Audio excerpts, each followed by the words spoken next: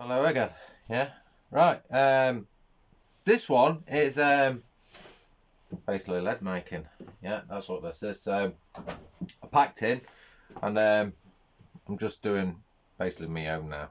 Well, I'm actually gonna let you know, obviously, the crack about it and stuff like that, because I've still not found anyone what matches them to my quality, and all my old customers turn around and say, "Have you got any leads?" Because I can't find anyone. Yeah, and there's many people who will back me up on that.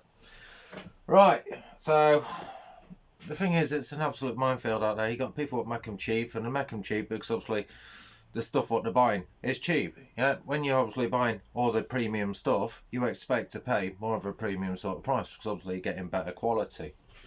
So these cheap 50p LEDs and stuff like that, they're all made from not CNC molds, they're all made from them DIY molds, what you can get yourself quite easily between 10 and 15 quid. Yeah, so that's the reason why they're cheap. Could be down to the swivels what they're using as well, the coatings what they're using, and also the loops as well what they're putting in. So instead of getting a nice black one, you're more than likely possibly going to get either a silver one or a horrible gold brass one instead. If it's an inline lead, then obviously you're not going to get no swivel or anything, are you? Right, the other way is when they go into water. Basically what happens there, obviously you heat up the lead, you put the coating onto it, heat it on, put a second coating on if you do. Some people do, some people don't. I did, sometimes went 3 times. But once it goes into water, obviously what you got to bear in mind, once you heated that lead up, it's expanded. You put the plastic coating on it, it drops into the water. The plastic shrinks to it first, and then the metal contrasts, and then the metal obviously inside, which is the lead, gets smaller as well, and you end up with a rattle sweet sort of thing, because the lead is actually smaller than what the actual coating is. And you've probably all had them. Yeah, you probably had them. Well, what I'm going to do, I'm actually going to speak through some of the things how I do it. Yeah, this is how I do it. If you want to have a go at doing it this way, then by all means have a go at doing it this way. Now, the biggest thing when you're doing this is heat. You need to get the right heat source. If you haven't got the right heat source, your leads are going to have too many cavities and cracks and all that lot in there because your lead is not getting hot enough. So really you want to be using propane, not butane. Now, I got rid of all my kit, and I'm just literally getting bits and bobs just for personal use. Yeah, I've still kept some of it, like obviously my torches and stuff like this, and my powder coatings, the ones what I'm going to use myself. But all my big massive Bunsen burner with the propane tanks and all that lot, I got rid of it all because it does take up a lot of room. But I'm also going to tell you how to speed the process up as well. So if you are making a bloody load of them, yeah, I'm going to tell you how to get that speed going actually more efficiently for you, and you're actually going to produce more leads over less time. Yeah, so I'm going to tell you that, so listen out for it. Right, so your typical things is lead mold, obviously loops, swivels, file, and coatings, yeah, and then obviously your blowtorches and stuff like that. You don't have to do it with a blowtorch. You can actually just hover the lead over basically a normal stove. You can do it that way. Heat it up and then put your coating on. Drop it into water if you want to. But if you want to have it so it's better, where it's not dropping into water, make yourself a little hanging rack like I've got here. Look, it's only a mini one now. It used to be basically all this back wall round here. And the leads actually go better. Can I touch one yet? Yeah. They just cool down. Let me turn you around. They cool down on their own, even though that's the textured. Yeah, that's textured. And you've probably seen me do these leads in the past and that lot, but if you haven't, literally it's just get the blowtorch, heat up the lead into the coating once, spoon it on. Yeah, don't just drag it all around, spoon it on, so evenly over that side, flip the lead evenly over that side, back up again, heat it on so it all goes smooth. And then to get it textured, back in there again, even on one side, even on the other side, count to 5 seconds, which is using the HLF's matte finish coating. It's only that one what you'll find what will work right. And then that is it. Once you've counted 5, it's just literally a matter of case you go and clip it up. But when you're clamping it, you're going to need some forceps. You just clamp it on the barrel of the swivel. That way you've got all the movement, as you can see, with the swivel. So you can flip it onto one side, flip it onto the other side. You're not going to be covering all your swiveling, etc. You're just literally going just up to the loop, not all the way up to the top. And then that is how you do them. And then once you've done that, you just literally transport it over to the hook, open up the forceps once it's on there, let it go, let it cool down on its own, and you'll end up with a nice solid hard lead. And that's just with the coating. With the lead itself, when you actually get lead, whether it's scrap lead or brand new straight off a roll, all the newer stuff is not like the Victorian sort of lead, yeah? The Victorian lead, that was 100% pure lead. All the modern stuff has got nickel and all sorts in it. So what you need to do, you need to try and burn that nickel out. And that's the reason why I burn it between 3 and 4 times. So I'll literally melt it into cakes, what I ain't got, because I've used them on all these. So I'll melt it into a cake, into the old cake tins, let them cool down, melt them again, let them cool down, melt them again, let them cool down, and then your fourth one, you're actually going to make your lead. And then you're going to come out with really nice, clean, hard lead. Yeah. Some people say it's a myth, but like I say, you ain't got no nickel in there. Now, the difference with the nickel is a very, very soft material. If you get that anywhere up that loop and you cast that hard, you got a chance of this cracking, and your lead will possibly look something like that. That's just one what's not formed right. And then you got your bottom half of your lead going wherever it's going to go. So that's the reason why I do what I do. Not only that, because once you've actually melted them down all these times, you don't get nowhere near as much smoke and crap filling you up. So you can actually see what you're doing. Because it's more pure and more cleaner, you can see what you're working with. Where when it's just literally old lead straight away, and you just literally melt it into your pan, and then you can't see nothing, you just smoked out, and you're like, try to see what the heck you're doing, and you're struggling, like I say. Regarding pans, you can use cast iron pans if you want to. I've always used these aluminium pans. It's got a wooden handle on there. I've had no dramas with them whatsoever, absolute none. And they're cheap. Yeah, I've had no issue with them whatsoever. I think they're about 6 quid, 7 quid for one of them. If you get a cast iron one, then yeah, fair enough, it's a different story. You can use a ladle if you want to use a ladle. You can make one yourself. Basically go and get one from Home Bargains or somewhere like that, and just literally bend it into shape a little bit so you got a little bit more. I've had the proper ones, but the proper ones are nowhere near as good as the actual homemade ones, funny enough.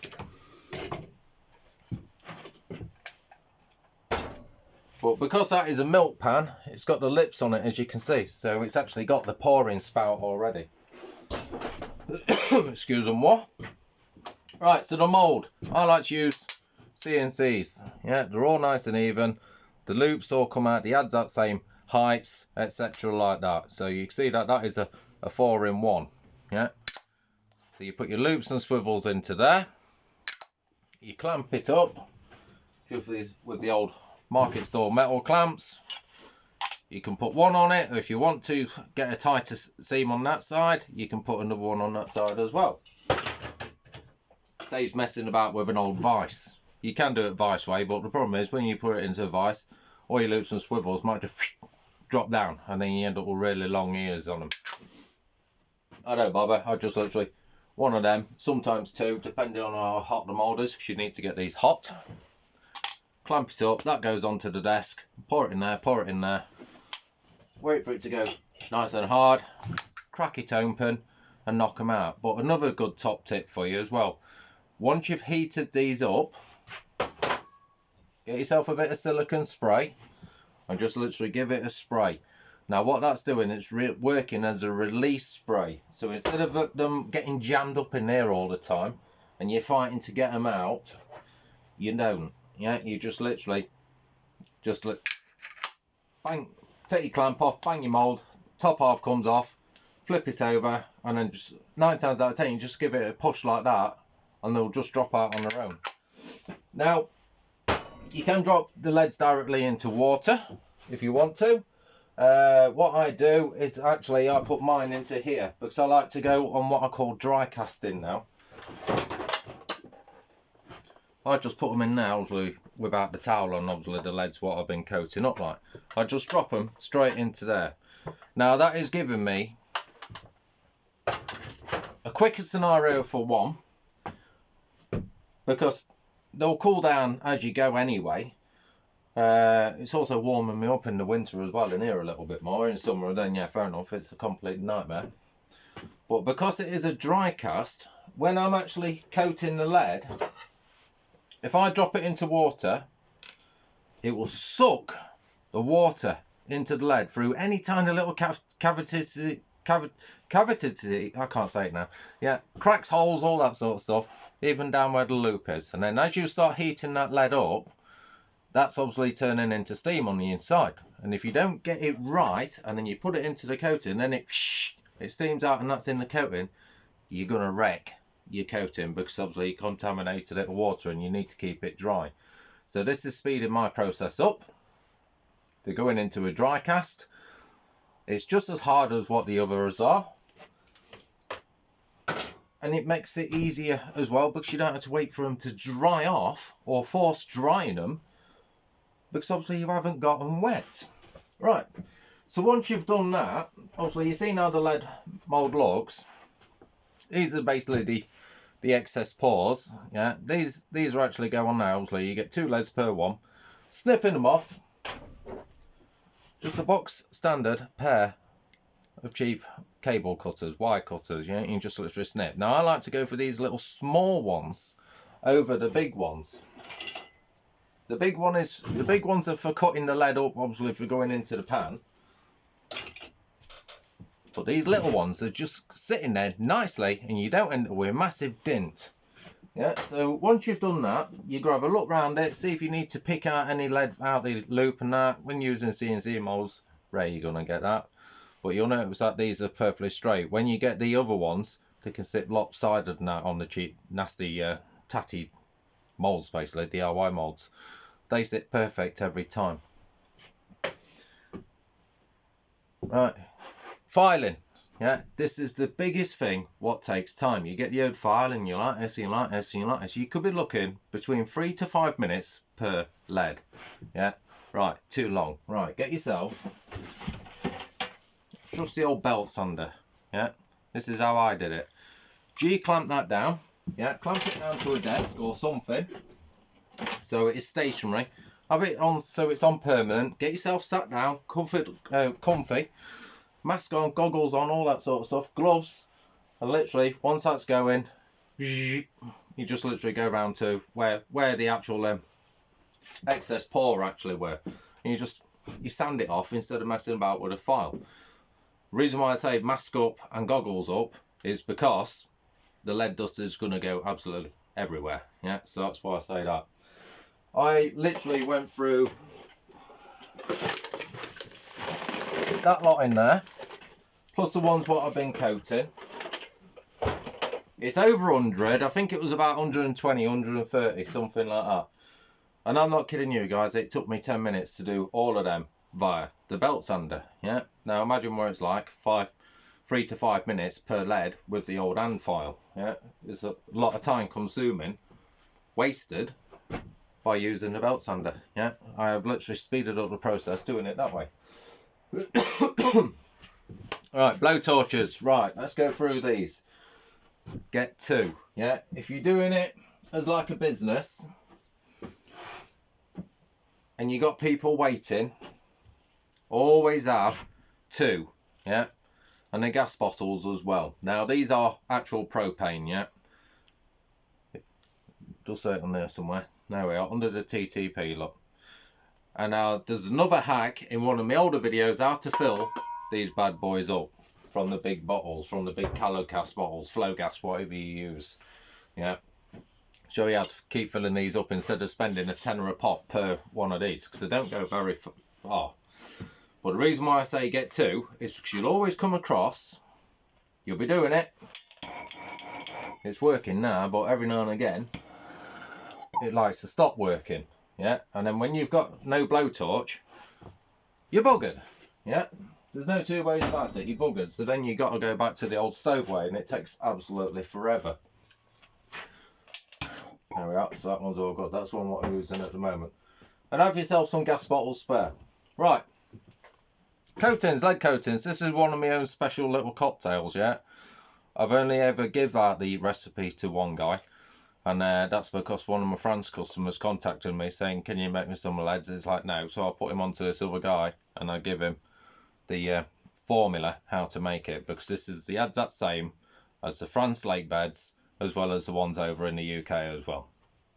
And that's why people go absolutely divvy on it, or used to go divvy on it when I was doing them. That's how they come out. Yeah, that's how they come out. You'll not find anyone else what does that, apart from me and obviously the other person what I let on. The lead coatings itself are HLS matte finish. It's the best one I've found, yeah.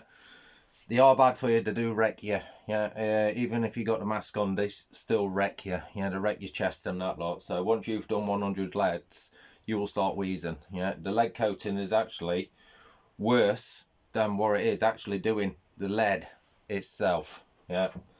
It's great stuff, but it buggers you up big time. So that's the only downside with it. Price wise itself, it's about £12.50 a kilo. More you buy, cheaper you get it. So if you end up spending like 200 kilo, then you're going to get it obviously heck of a lot cheaper as well. But it's always from HLS. That's the actual company. They're on eBay and that lot, and there's also they've got their own website.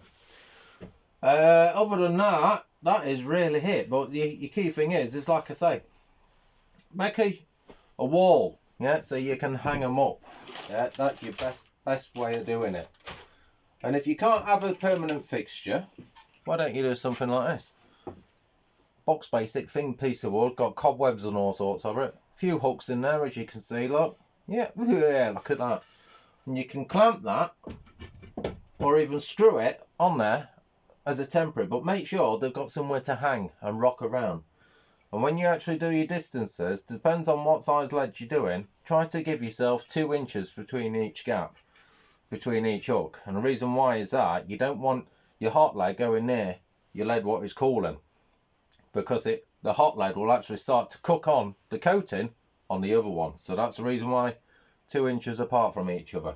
Yeah, make sure that is literally drilled in. So just mark it all up. 2 inches all the way across, as far as you can go. If you want to make a load of those, then you can make a load. Other than that, mask, goggles, gloves. Reason for gloves is because the lead can actually penetrate your skin over time, and you can get lead poisoning that way. You can get lead poisoning from breathing it in. You can get lead poisoning from literally getting it into your system by like breathing the dust and stuff like that in as well. And it's not nice, yeah, it's not nice. But like I say, it is cancerous, and it will kill you, but this stuff will wreck you quicker than what the actual lead will. Right, so the loops and swivels, before I finish off. The prices keep going up and up and up and up, just like everything else. They used to be 20 quid for 1,000. Yeah, they're nearer 30 quid now for 1,000. Right, now if you get them from HLS, then it's 55 quid for 1,000 for the same ones. Right, so the ones what you're looking for are these. They're called bell-shaped loops, yeah, and the matte black. They're the ones you want. And then with swivels, I'm not getting them out, I can't bother. Yeah, big eye swivels, but they're not the ones with the horrible like bevel-y sort of round barrel. These are like the box standard size 8 barrels, a bit like what we use in our actual fishing itself. I'm gonna have to get one out to show you. That's 2. They stick together like crazy. You end up untangling them all and all sorts. There we are. You see that? The flat on the sides look like quarter ones basically. And these are like a matty grey. These ones from the same company. There's a few people out there what sell them, but it's getting hold of them, especially through summer. Summer's always worse. So if you are wanting to do this, get all your bits and pieces now while it's easier, because when all the anglers are wanting to go out and about, all the lead manufacturers are out there are obviously making all the leads, and then you struggle to get those bits and pieces. So if you are wanting to do this, get your bits and pieces now while you can. Right, what we've done, 20 minutes on lead making, telling you how to do it, not showing you how to do it. So what I'm going to do now, I'm actually going to coat a lead, and I'm actually going to put one on that wall. So what we'll do, we'll whack you over here.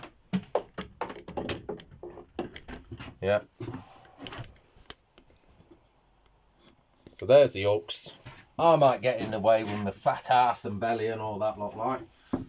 Well, let's have a go at coating a lead. Well, not have a go, I've done probably millions of them now. Right, so let's get the Danny Roos, clamp it up into the middle of the barrel. It's going to get noisy now because I need to heat it up.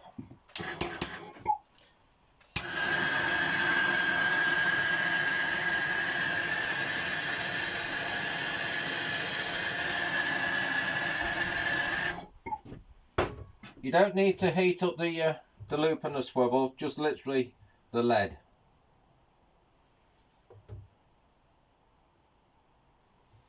And because it's propane, it heats it up very quick.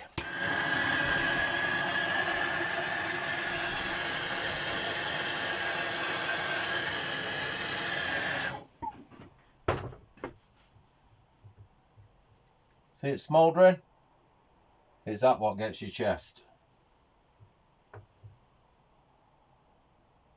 So I'm going with a textured finish here.